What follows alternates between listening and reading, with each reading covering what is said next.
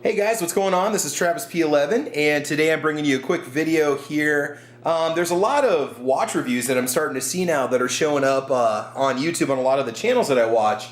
And love him or hate him, Nothing Fancy has been giving some really good reviews lately on his G Shocks that he has. I mean, if you want to learn more than you think you'll ever need to know about G Shocks, man, check out his channel. So I thought I'd share with you 3 of my favorite watches.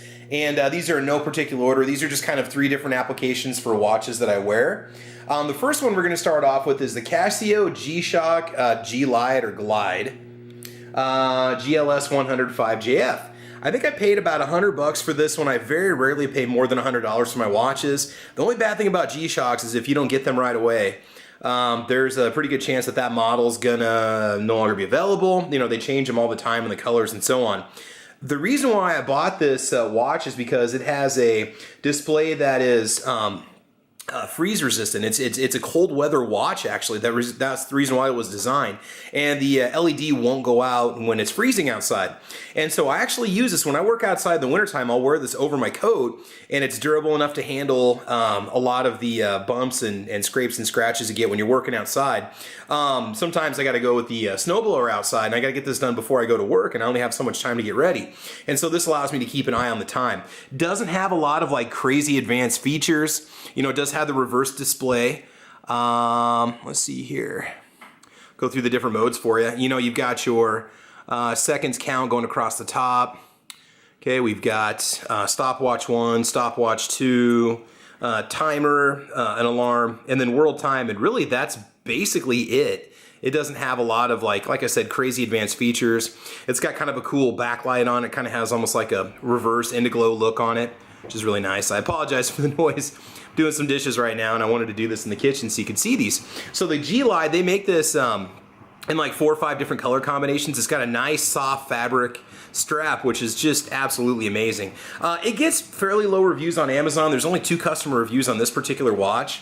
And the reason why is because the person that bought it, they had a defective clasp or something, and it had problems keeping the pin in, and they sent it back in and they still had problems. I've worn this one a lot over the last 12 months, especially with the 6-month winter that we had last year, and I've had no trouble with it. I mean, mine's been solid. It's been good. Obviously, you know, G Shock, it is water resistant and so on. Now we're gonna go old school a little bit. The first G Shock that I ever bought, actually I wasn't even a G Shock person when I was a kid, even though they'd been out since, you know, the 80s. This, let me bring this up on Amazon. I bought this in 2008 because I have a certified review on Amazon from 2008 when I bought this watch. I am still using the same battery. This is crazy. This is the G Shock Classic. It's the G100 or GV100. I'll give you the actual number here. This one's only $54.88. It's a lot cheaper.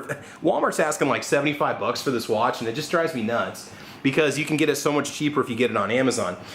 G Shock G100. Okay, very simple, basic design. Kind of the claim to fame of this particular watch is that it's anti-magnetic, so you can use it around things that have strong electromagnetic poles, and they won't affect the internals. It's got some kind of shielding to protect it. It is analog and digital. The bottom, you know, just going through the different displays, it does give you the date with the day. You got your regular digital time. You've got your alarm 1, alarm 2, stopwatch, dual time, but it does not have a countdown timer. So 2 things about this watch that drive me nuts. You know, I just bought it because I thought it looked cool, and I really never had a G Shock before, and this thing has been my workhorse for, you know, like I said, 8 years now. I bought it because I like the design. I really did like the analog hands. This was kind of before they were putting a lot of analog hands on G Shocks. And so this one actually has them, which I thought was kind of cool. A bad thing about it is, you know, once the time starts to get down into the 6:30, 6:40 area, it blocks the display. So, I mean, you kind of need to set your alarm before the hands are in front of it. Otherwise, you're going to have to wait for the hands to pass so you can actually see the display. So it does take out the functionality of it, although you've got the analog.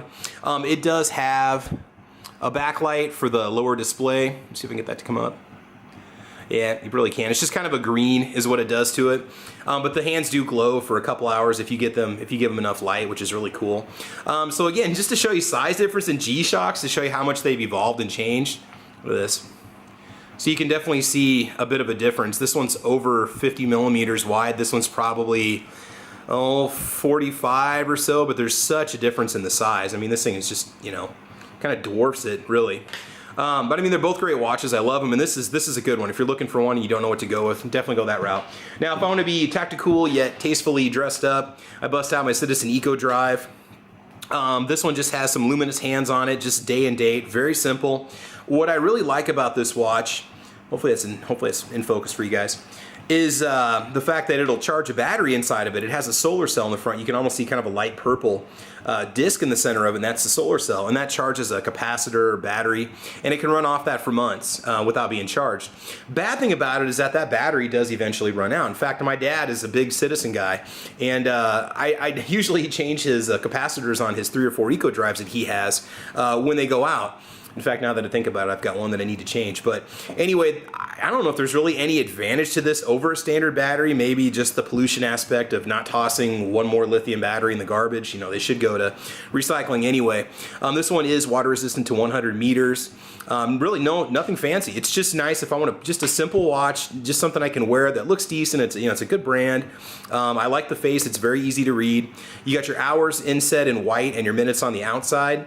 You know, it really doesn't offer anything else other than that. So it's kind of a cool, simple approach. I'd like to, at some point, maybe buy myself a Luminox, or really I'd like to get an MTM, but I don't have $650, $750 to drop on a watch right now.